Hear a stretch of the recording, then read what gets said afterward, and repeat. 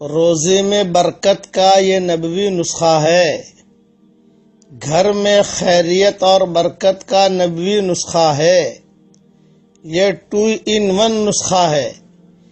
آپ اس پر عمل کریں تو آپ کے روزے میں بھی برکت ہوگی اور آپ کے جو پڑوسی ہیں ان پڑوسیوں کے روزے میں بھی برکت ہوگی۔ آپ یہ عمل کریں تو آپ کے روزے میں برکت اور خیریت عافیت ہوگی، اور جتنے بھی آپ کے پڑوسی ہیں دائیں بائیں آگے پیچھے اوپر نیچے، ان کے روزے میں بھی برکت ہوگی۔ اب یہ دھیان سے سنیے، گھر میں داخل ہوتے وقت میں 4 عمل کرنے ہیں، یہ حدیث شریف میں آتا ہے۔ نمبر 1 سلام کرنا، نمبر 2 سورہ فاتحہ پڑھنا، نمبر 3 سورہ اخلاص پڑھنا، نمبر 4 درود شریف پڑھنا۔ تو حضور صلی اللہ علیہ وسلم فرماتے ہیں جو بھی یہ کام کرے گا اپنے گھر میں داخل ہوتے وقت میں تو اللہ اس کے روزی میں بہت برکت دے گا، اس کے گھر سے فقر و فاقہ کو اللہ تعالی دور کرے گا، اور اس کے پڑوسیوں تک بھی اس کا اثر جائے گا، یعنی اس کے پڑوسیوں کے گھروں سے بھی فقر و فاقہ دور ہو جائے گا۔ یہ بہت بڑی سعادت مندی کی چیز ہے، یہ نبوی نسخہ ہے۔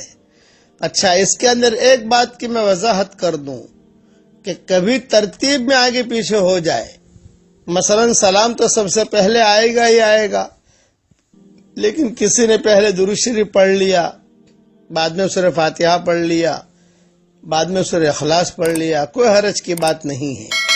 بعض مرتبہ کسی نے سورہ اخلاص پہلے پڑھ لیا، بعد میں سورہ فاتحہ پڑھ لی، کوئی حرج کی بات نہیں ہے، لیکن سلام تو ہر حال میں پہلے آئے گا۔ دوسری وضاحت یہ ہے کہ گھر میں داخل ہو کر سلام کرنا، چاہے گھر میں کوئی ہو یا نہ ہو، آفس میں جا کر سلام کرنا، چاہے وہاں کوئی ہو یا نہ ہو، گوڈاؤن میں جا کر سلام کرنا، چاہے وہاں کوئی ہو یا نہ ہو، یعنی یہ جو ہے سلام کرنا، سورہ فاتحہ پڑھنا، سورہ اخلاص پڑھنا، درود شریف پڑھنا، یہ صرف گھر کے لیے نہیں ہے، بلکہ دکان پر بھی آپ کر سکتے ہیں۔ دکان پر گئے، دکان کھول رہے ہیں، اب جو ہے آپ نے سلام کر لیا، سورہ فاتحہ پڑھ لیا، سورہ اخلاص پڑھ لی اور درود شریف پڑھ لی، پھر اپنے کام میں لگ گئے الحمدللہ۔ گوڈاؤن میں جا رہے ہیں تو وہاں پر بھی، یہاں تک کہ آپ اپنے ملازمین کو بھی سمجھا سکتے ہیں، بھئی میں تو جو ہے دیر سے آتا ہوں، آپ دکان کھولتے ہو، بھئی روزانہ سلام کرو، سورہ فاتحہ پڑھو، سورہ اخلاص پڑھو، اور جو ہے درود شریف پڑھو۔ یہ اس کا اہتمام کیا جائے۔ اس وقت میں روزی کی بہت شکایتیں کر رہے ہیں لوگ، اس لیے سبق دے رہا ہوں۔ اب اس کا حوالہ سن لیجئے کہ یہ جو میں نے بیان کیا ہے، اس کا حوالہ ہے در منصور، سورہ اخلاص کی تفسیر میں صفحہ نمبر 677 پر یہ روایت موجود ہے، اور حسن حسین میں بھی موجود ہے۔ میں نے دونوں روایتوں کو ایک ساتھ جمع کر دیا ہے۔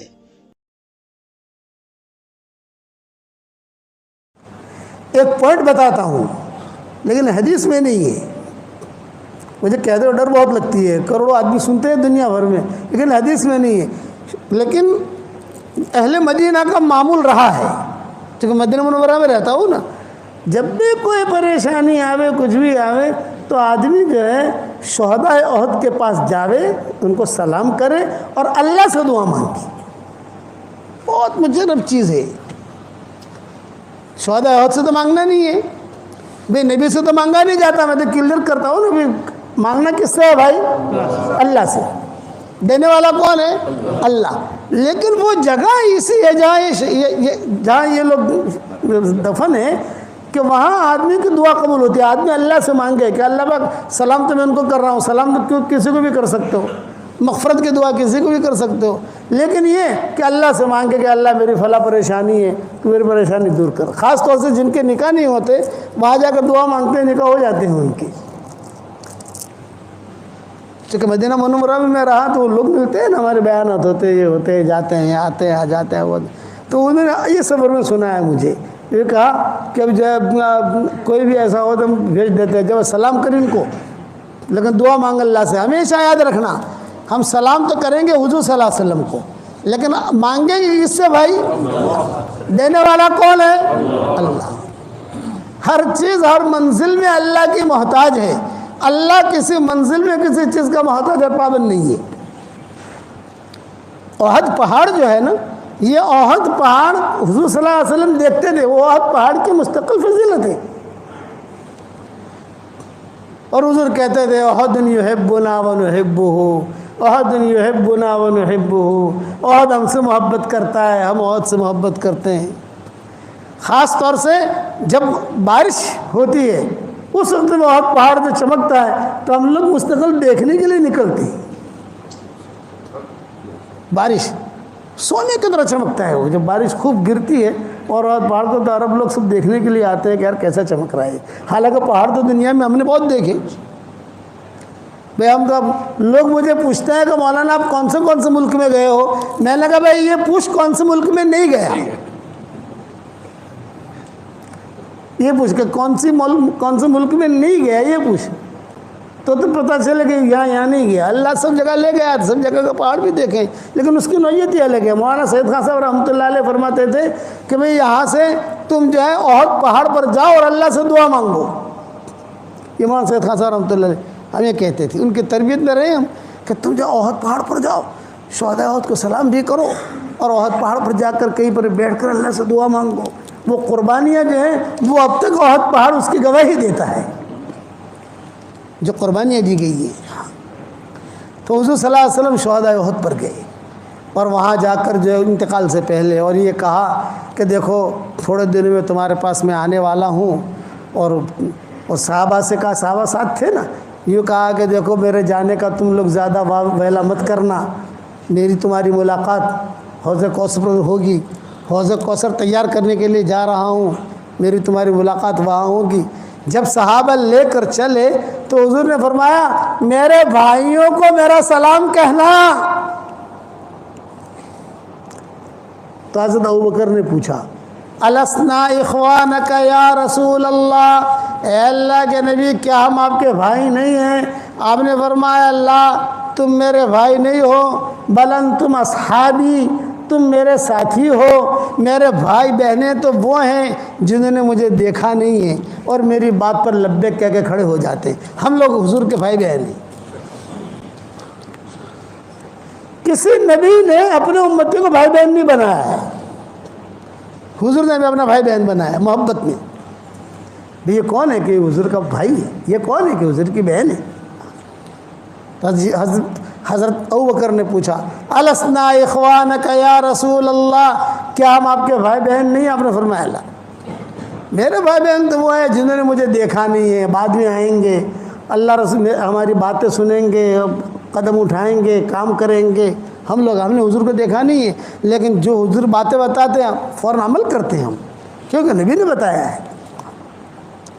اب واپسی میں حضور صلی اللہ علیہ وسلم کی جب باریاں ہوتی تھی امہات المومنین کی، تو جب احد سے واپس آ رہے ہیں انتقال سے پہلے، تو آپ کی باری تھی حضرت میمونہ کے گھر میں۔ تو حضور صلی اللہ علیہ وسلم نے اب امہات المومنین کو جمع کیا اور جمع کر کے کہا کہ بھئی دیکھو باری تو ہے حضرت میمونہ کی، لیکن میری خواہش یہ ہے کہ اب میری طبیعت ٹھیک نہیں ہے، آخری دن چل رہے ہیں، تو اگر خوشی کے ساتھ تم سب اجازت دے دو تو میں عائشہ کے پاس رہوں، خوشی سے اجازت دو۔ ایک رات کی باری ہوتی تھی نا، تو سب ماؤں نے کہا کہ نہیں آپ جس میں آپ کو خوشی ہے۔ تو حضرت عائشہ کی ماں اس دن نے قیام کیا، یہ آخری دن گزر رہے ہیں۔ اب جب حضرت عائشہ کا وہاں قیام کیا تو ایک دم سے قیام ہوا نا، بھی باری تھی کہاں؟ حضرت میمونہ کے وہاں۔ تو انہوں نے تیاری کر رکھی تھی، بستر کی، کپڑوں کی، جو بھی ترتیب ہوتی ہے رکھی تھی، لیکن اب یہ تو بالکل فیصلہ پلٹ گیا کہ بھائی تم اجازت دو تو میں عائشہ کے پاس رہوں، لیکن میری دوائیں بھی جانتی ہے، وہ میری خدمت بھی کرتی ہے، خدمت تو سب کرتی ہیں، لیکن یہ کہ میری خواہش ہے کہ میرے دن آخری وہیں گزرے سب۔ اب یہاں جو ہے حضرت عائشہ نے کوئی تیاری تو کی نہیں تھی۔ بات سمجھ میں آ رہی نہیں آ رہی؟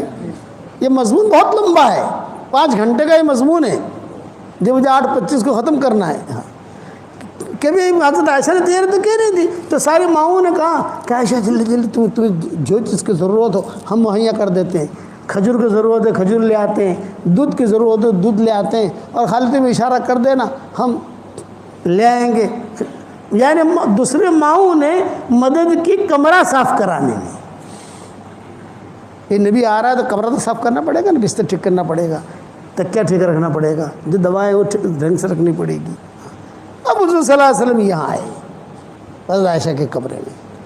حضرت عائشہ کے کمرے میں جب آئے حضور صلی اللہ علیہ وسلم، تو عائشہ رضی اللہ تعالیٰ عنہ فرماتی تھی کہ حضور صلی اللہ علیہ وسلم کے دوسرے دن جب فجر کا وقت آیا تو سارے کے سارے ملاقات کے لیے آئے، حضرت علی بھی آئے، حضرت فاطمہ بھی آئی، سب آئے، امہات المومنین بھی آئی، حضرت ابوبکر بھی آئے، سب آئے، اور سب نے آ کر کہا کہ حضرت عائشہ آپ کی طبیعت بہت اچھی ہے ماشاءاللہ۔ شہداء احد کے پاس سے جا کر آ کر تھا بالکل جوان بن گئے، دیکھو چہرے پر کیسا رونق ہے۔ آپ نے فرمایا ہاں آج مجھے بہت اچھا لگ رہا ہے، وہ جو ٹینشن تھا، وہ جو فکر تھا، وہ طبیعت بے چینی تھی، آج نہیں ہے، آج میری طبیعت بہت اچھی ہے، بہت ہے۔ تو پھر سب لوگ جڑے ہوئے تھے حضور کے ساتھ۔ تو اب حضرت فاطمہ نے کہا کہ ابو جی اگر اجازت ہو، میں کئی دنوں سے یہاں پر ہوں تو میں بھی ذرا علی کے پاس ہوا ہوں، حضرت علی بھی تھے، کہ ہم ذرا گھر چلے جائیں، گھر کو بھی دیکھ لیں ہمارا، کوئی چوٹی وغیرہ ٹھیک کر لیں میں، بال وغیرہ ٹھیک کر لیں میں، گھر کے کچھ کام ہیں دھونے کے کپڑوں کے۔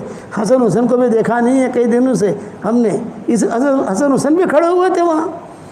اجازت لی تو آپ نے حضور نے اجازت دی تھی کہ جاؤ تم جاؤ۔ یہ دونوں میاں بیوی نکل گئے، حسن حسین تھے، آپ نے ان کو پیار کیا، آؤ تم بھی جاؤ ماشاءاللہ، یہ بھی کھیلتے کھلتے نکل گئے۔ اب حضرت ابوبکر آئے، حضرت ابوبکر نے آ کر کہا کہ حضرت میں جو ہے کئی دنوں سے یہاں ہوں، آج آپ کی طبیعت ماشاءاللہ مجھے بہت اچھی لگ رہی ہے، تو میں بھی بنت خارجہ کے پاس ہوا ہوں۔ بنت خارجہ ان کی دوسری بیوی کا نام تھا جو عوالی میں رہتی تھی۔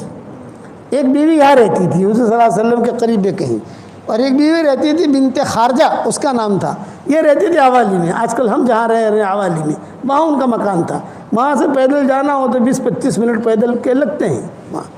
میں وہاں ہوا ہوں، کئی دنوں سے گیا نہیں ہوں۔ آپ نے فرمایا ہاں میری طبیعت اچھی ہے۔ حضرت عمر وہاں کھڑے تھے تو حضرت عمر نے مانگی نہیں اجازت، لیکن حضرت علی نے اجازت مانگ لی، امہات المومنین نے اجازت مانگ لی، سب نے یہ فرمایا کہ حضرت ہمارے مکان بھی ایسے ہی ہیں، ہم نے چوٹیاں بھی ٹھیک نہیں کی ہیں، کپڑے بھی ایسے ہی رکھے ہوئے ہیں، اب تو عائشہ ہے آپ کے پاس یہاں خدمت کے لیے، ہم بھی اپنا کام نمٹا لیں۔ آپ نے سب کو اجازت دے دی۔ حضرت عمر کھڑے تھے، حضرت عمر نے کہا تھا میں جانے کا نہیں، میں نہیں جانے کا، میں نہیں جانے کا۔ حضرت عائشہ سے کہا میں باہر کھڑا ہوں، کوئی بھی ضرورت میں بیٹھا ہوا ہوں باہر گھر کے، کوئی بھی ضرورت ہو تمہیں یا کوئی حاجت ہو، کوئی بھی چیز لانی ہو تو صرف کھٹ کھٹ کرنا، میں آ جاؤں گا۔ حضرت عمر نہیں گئے، حالانکہ ان کی بھی 1-2 بیویاں تھیں۔ حضرت عمر کہتے تھے مجھے کھٹک تھی، میں نے اجازت مانگی ہی نہیں، حالانکہ حضور نے کہا کہ تم بھی جانا چاہو کسی جگہ، میں باہر ہوں۔ یہ سب چلے گئے۔ اس کے بعد حضرت عائشہ کہتی تھی کہ حضور صلی اللہ علیہ وسلم نے مجھ سے مسواک مانگا، مسواک دو، تو مسواک تھا میرے پاس، اس کو میں نے اپنے دانتوں سے ٹھیک ٹھاک کر کے حضور صلی اللہ علیہ وسلم کو دیا، تو حضور نے وہیں لیٹے لیٹے، پھر حضور نے کہا کہ عائشہ تھوڑا سا تم میرے پیچھے بیٹھ جاؤ، میرے پیچھے، اور میں تمہارے اس پر ایسا ٹیک لگا کہ تھوڑا سوں، تھوڑا بدن تھوڑا اوپر رہے تو مجھے سانس لینے میں تکلیف نہ ہوگی۔ حضور صلی اللہ علیہ وسلم نے جو ہے مسواک بھی کیا، اور حضرت عائشہ جو ہے وہ ٹیک کہتی تھی، میں دبلی پتلی تھی، میں جو ہے حضور صلی اللہ علیہ وسلم میں پیچھے بیٹھ گئی، حضور صلی اللہ علیہ وسلم نے جو ٹیک لگایا، وہ ٹیک لگا کر حضور صلی اللہ علیہ وسلم دیکھنے لگی۔ اب میں گھبرائی، میں اکیلی ہوں، سارے تو چلے گئے، سب حضرت فاطمہ چلی گئی، حضرت علی چلے گئے، ابوبکر چلے گئے، سب بڑے بڑے لوگ جو تھے وہ چلے گئے، لیکن اتنا میرے دل میں تھا کہ عمر ہے یہاں، باہر بیٹھ عمر ہیں، اتنا میرے دل میں تھا۔ حضور صلی اللہ علیہ وسلم جو ہے وہ بس صرف دیکھتے رہے، یہاں تک کہ آپ صلی اللہ علیہ وسلم کی گردن جو ہے یوں لڑکی، یہ حضرت عائشہ کی تھی، اور آپ کے منہ مبارک سے لعاب مبارک جو ہے وہ نکلا اور میرے ہنسلے کے گھڑے میں آ کر گرا۔ ہنسلے کا گھڑا تو سمجھتے ہو نا، ہنسلے کے گھڑے میں آ کر گرا۔ یہ حدیث کے الفاظ کہہ رہا ہوں میں آپ کو۔ اب میں گھبرائی، مجھے ٹھنڈک بھی لگی، کمرے میں خوشبو بھی آئی، خوشبو بھی دیکھی سونگھی۔ اب میں گھبرائی، میں نے کہا یہ کیا ہوا؟ اچانک سب تو چلے گئے، تو میں آہستہ آہستہ آہستہ پیچھے ہٹی اور حضور صلی اللہ علیہ وسلم کو کہتی رہی یا رسول اللہ، یا رسول اللہ، یا رسول اللہ، یوں تھوڑا ہاتھ پھیرا، تھوڑا انگلیاں دبائیں، شاید کچھ بات کریں حضور صلی اللہ علیہ وسلم کچھ، لیکن حضور صلی اللہ علیہ وسلم خاموش۔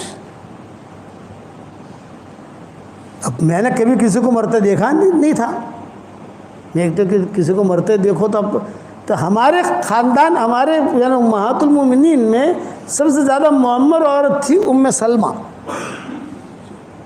یاد رکھنا امہات المومنین کی جو ٹولیاں تھیں، ٹولی تھی نا پوری، تو اس کے دو ذمہ دار تھے۔ آدھی ٹولی کی ذمہ دار حضرت عائشہ ہوتی تھی اور آدھی ٹولی کی ذمہ دار حضرت ام سلمہ ہوتی تھی۔ کسی مسئلے میں حضرت عائشہ اور ام سلمہ متفق ہو گئی تو حضور کہتے تھے کوئی ٹینشن نہیں، دونوں متفق ہو گئی، اور اگر ایک نے بھی مخالفت کر دی تو ٹینشن شروع۔ تو یہ ام سلمہ معمر تھی، ابو سلمہ کو مرتے ہوئے دیکھا تھا انہوں نے، یہ آئی حضرت عائشہ کے پاس اور حضرت عائشہ کے پاس کہا عائشہ کیا ہوا یہ بولے بھائی ایسا ہوا، میں تو اکیلی تھی، اور یہ دیکھو یہ حضور کا تھوک مبارک بھی دیکھو ہنسلے کے گھڑے کے اندر۔ ہنسلے تو سمجھتے ہو نا بھائی، بعض لوگوں کا جو گھڑا ہوتا ہے، تو عائشہ کہتی تھی وہ سب تو میرا گھڑا تھا، اس وقت میں بدن موٹا نہیں ہوا تھا تو گھڑا تھا، تو اس ہنسلے کے گھڑے میں جو ہے حضور صلی اللہ علیہ وسلم کا لعاب مبارک گرا۔ تو حضرت ام سلمہ نے کہا عائشہ کوئی ہے نہیں یہاں، مرد گنے حضرت عمر ہیں، حضرت عمر مجھے کہہ گئے ہیں، باہر کھڑے ہیں وہ حضرت عمر، تو حضور کا تو انتقال ہو گیا ہے۔ یہ ام سلمہ نے کہا کہ موت ایسی ہی آتی ہے، دیکھیے پسینہ بھی ہے، دیکھیے کسی کا انتقال ہو جائے اور پیشانے پر پسینہ آئے، یہ اس کی مغفرت کی علامت ہے۔ اس لیے میں کہتا ہوں کہ آدمی زیادہ سے زیادہ کلمہ پڑھتا رہے، لا الہ الا اللہ محمد رسول اللہ، زیادہ سے زیادہ کلمہ پڑھتا رہے۔ موت کے وقت میں زبان جو ہے اتنی بھاری ہو جاتی ہے کہ کوئی چیز زبان سے نکلتی نہیں ہے، کہ کلمہ بار بار پڑھتا رہے گا کلمہ نکلے گا۔ جب حضرت ام سلمہ نے کہا کہ بھئی یہ تو حضرت عائشہ کہتی ہے کہ مجھے تو پتہ ہے حضرت عمر وہاں ہے، تو فوراً جائے دستک دی، فوراً کھٹ کیا۔ تو حضرت عمر نے کہا کچھ کہنا چاہتی ہو عائشہ؟ یہ فرمایا گیا تمہارے نبی کو دیکھو کیا ہو رہا ہے، صحابہ اور بھی تھے۔ تو حضرت عمر کہتے ہیں کہ میں نے کہا کہ تم بقیع کی طرف منہ کر کے کھڑی ہو جاؤ، بقیع جو ہے مشرق کی طرف ہے، تو بقیع کی طرف منہ کر کے کھڑی ہو جاؤ پردے کے ساتھ، میں آتا ہوں اندر۔ حضرت عمر آئے، حضرت عمر کے ساتھ مغیرہ ابن شعبہ بھی آئے، یہ دو آئے، اور انہوں نے جو آ کر دیکھا حضرت عمر نے اور کہا، اور جو حضور صلی اللہ علیہ وسلم کے پیشانے پر ہاتھ بھی رکھا، ہاتھ بھی دبایا، پاؤں بھی دبایا حضرت عمر نے، لیکن حضور خاموش، اور مغیرہ ابن شعبہ بھی خاموش۔ حضرت عمر نے کہا عائشہ گھبرانے کی بات نہیں ہے، غنود کی طاری ہوئی ہے اور بہت سخت غنودگی ہے، تھوڑی دیر میں انشاءاللہ غنودگی ختم ہو جائے گی، ٹینشن مت لو، حضور کا انتقال نہیں ہوا ہے۔ یہ حضرت عمر نے کہا کہ حضور کا انتقال نہیں ہوا ہے، غنودگی ہے، گہری نیند میں ہے حضور، اور تھوڑی دیر میں غنودگی ٹھیک ہو جائے گی۔ وَأَمَّا سُكُوتُ مُغِيرَةَ يُحَيِّرُنِي، حضرت عمر کہہ رہے ہیں کہ انتقال نہیں ہوا اور مغیرہ ابن شعبہ خاموش ہیں، تو ان کی خاموشی مجھے ٹینشن میں پیدا کر رہی تھی، ایک بول رہا ہے دوسرا کیوں نہیں بول رہا؟ بھائی بولے تو دونوں بولے نا. بھائی مغیرہ بن شعبہ خاموش کیوں؟ یہ بھی بڑے آدمی ہیں. وَأَمَّا سُكُوتُ مُغِيرَةَ يُحَيِّرُنِي، مغیرہ کی خاموشی یہ مجھے ٹینشن میں ڈال رہی تھی. یہ کہہ کر حضرت عمر تو چلے گئے، مغیرہ بن شعبہ بھی چلے گئے. اب گھر میں اکیلی مائیں آئیں تو سب نے کہا نہیں حضور کا تو انتقال ہو چکا ہے. اب ہم شش و پنج میں باہر گئے تو باہر صحابہ تھے. باہر صحابہ نے حضرت عمر سے پوچھا کیا حال ہے حضور کا، کیسے طبیعت ہے؟ یہ فرمایا کہ بہت سخت گہری نیند میں ہے حضور صلی اللہ علیہ وسلم، انتقال نہیں ہوا ہے. تو ایک صحابی نے حضرت مغیرہ بن شعبہ سے پوچھ لیا، ارے بھی تم بھی تو گئے تھے اندر، کیا ہوا؟ تو اب مغیرہ بن شعبہ نے کہا عمر جو سمجھے ہیں غلط سمجھے ہیں، میں جو سمجھاؤں صحیح سمجھاؤں. پھر آپ کیا سمجھو کہ حضور کا یہ وصال ہو گیا ہے؟ یہ حضرت مغیرہ بن شعبہ نے کہا. یہ کہا صحابہ میں سب سے پہلے حضور کے انتقال کی خبر دینے والے مغیرہ بن شعبہ ہیں. ماں ایسا کہتی تھی کہ ہم تو شش پنج میں تھے، انتقال ہوا ہے کہ نہیں ہوا؟ اور عمر نے منع کر دیا تو ظاہری بات ہے حضرت عمر کی بات کا اعتبار ہے. تو جب یہ دونوں باہر گئے تو ہم بھی دروازے پر کھڑے ہو گئے، کیا باتیں کرتے ہیں دروازے پر، اور وہاں صاحب آپس سے بات کر رہے تھے. کوئی کہہ رہا تھا انتقال ہوا. حضرت مغیرہ بن شعبہ نے کہا نہیں بھی دیکھو عمر جو سمجھے ہیں وہ غلط سمجھے ہیں، میں جو سمجھاؤں صحیح سمجھاؤں کہ حضور صلی اللہ علیہ وسلم اللہ کے وہاں چلے گئے. اب اتنا حضرت عمر کو سننا تھا، حضرت عمر جذبات میں آ گئے. یہ فرمایا خبردار جس نے کہا کہ حضور کا انتقال وہ اپنا انتقال سمجھ لے. تلوار نکال لی، حضور کا انتقال ہونا ہی نہیں ہے. ابھی تو کتنے کام باقی ہیں یہودیوں کے، بے ایمانوں کے سارے دنیا میں دین پھیلنا ہے. یہ باقی ہے، یہ باقی ہے، یہ باقی ہے، یہ باقی ہونا ہی نہیں ہے. ابھی وقت مرے جائیں گے دنیا سے، لیکن ابھی نہیں، ابھی حضور کا انتقال نہیں ہوا ہے. اب مغیرہ بن شعبہ جو ہے سہل گئے، ڈر گئے، گھبرا گئے، بڑے آدمی ہیں. بس یہ مضمون یہاں پر ختم کرتا ہوں بھائی. کتنے بجے؟ 8:30 بجنے آئے. یہ مضمون انشاءاللہ بعد میں پتہ نہیں کیسے شروع ہوا ہے. مضمون بعد میں سنائیں گے، ہمیں تو ہمارا 2 گھنٹے کا سفر بھی ہے بھائی. اب آپ لوگ اب جب بھی اللہ مجھے دوسری مرتبہ لائے تو خالی یہاں تک کہنا، یہاں تک کہا تھا تم نے، تو بعد میں آگے بیان کریں گے انشاءاللہ. یہ لمبا مضمون ہے، پھر کیسے حضور کا انتقال ہوا، پھر کیسے جو ہے جنازے کی نماز پڑھی گئی، سب کیا. میں تو آپ حضرات سے ایک درخواست کرتا ہوں، میں آپ سے کچھ ہدیہ لینے آیا ہوں، مجھے ہدیہ دو گے بھائی؟ دیکھو آواز ڈھیلی پڑ گئی. ارے ہدیہ دو گے کہ نہیں دو گے؟ دیکھو ہم چندہ نہیں مانگتے، میرا کوئی مدرسہ نہیں ہے، کوئی چندہ نہیں مانگتا، لیکن ہدیہ ضرور مانگتا ہوں. دو گے بھائی بتاؤ؟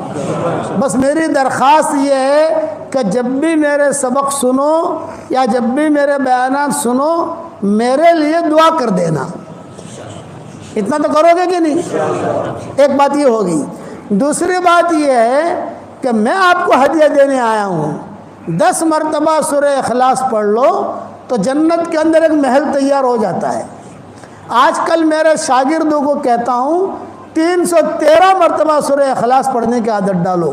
31 بنگلے جنت میں تیار ہو جائیں گے انشاءاللہ. اور کوئی انکم ٹیکس والا آپ کو فون نہیں کرے گا. تمہارے 20 نگر میں تو انکم ٹیکس والے بہت آتے ہیں نا کہ بھائی صاحب تم تو اتنے پیسے کہاں سے لائے تم. 313 مرتبہ سورہ اخلاص پڑھنے کی عادت ڈالو تو انشاءاللہ 31 بنگلے جنت میں تیار ہو جائیں گے، اور 104 مرتبہ قرآن شریف پڑھنے کے برابر اللہ ثواب دے گا. ایک ہدیہ تو یہ ہے. دوسرا ہدیہ یہ ہے 313 مرتبہ درود شریف پڑھو، شارٹ والا درود شریف، صلی اللہ علیہ وسلم صلی اللہ علیہ وسلم صلی اللہ علیہ وسلم 313 مرتبہ. تیسرا ہدیہ ہے 313 مرتبہ استغفار پڑھو، اللہم اغفر لی اللہم اغفر لی اللہم اغفر لی، جلدی پورا ہو جائے گا انشاءاللہ. اور چوتھا ہدیہ اب نیا شروع کیا ہے، 100 مرتبہ سورہ فاتحہ پڑھنے کی عادت ڈال دو. جتنی دعائیں قرآن حدیث میں آئی ہے سب سے اہم اور جامع دعا سورہ فاتحہ میں، تو 100 مرتبہ وہ 4 ہدیے سمجھ گئے بھائی. 313 مرتبہ سورہ اخلاص، 313 مرتبہ درود شریف، 313 مرتبہ استغفار اور 100 مرتبہ سورہ فاتحہ۔ اس کے بعد انشاءاللہ اللہ تعالیٰ سے جو مانگو گے اللہ آپ کی دعا قبول کرے گا، مرادیں بھی پوری کرے گا، اور انشاءاللہ مرنے کے بعد اتنے سارے بنگلے ہو جائیں گے کہ آپ کہو گے کہ یار بنگلے بنگلے ہیں۔ صحیح حدیثوں میں ہے یہ چیزیں۔ حضرت عمر سے حضور نے کہا تھا عمر 10 مرتبہ سورہ اخلاص پڑھ، جنت میں اللہ ایک بنگلہ دے دے گا، ایک محل دے گا۔ حضرت عمر نے کہا 10 مرتبہ پڑھوں جنت میں ایک محل؟ آپ نے فرمایا ہاں۔ حضرت عمر نے کہا بہت محل بناؤں گا۔ آپ نے فرمایا بنا جتنا بنانا ہو تجھے۔ تو یہ آپ لوگ شروع کرو گے انشاءاللہ۔ اس کے بعد اللہ تعالیٰ سے دعائیں مانگو، جو بھی حاجتیں ہوں اللہ تعالیٰ سے مانگو۔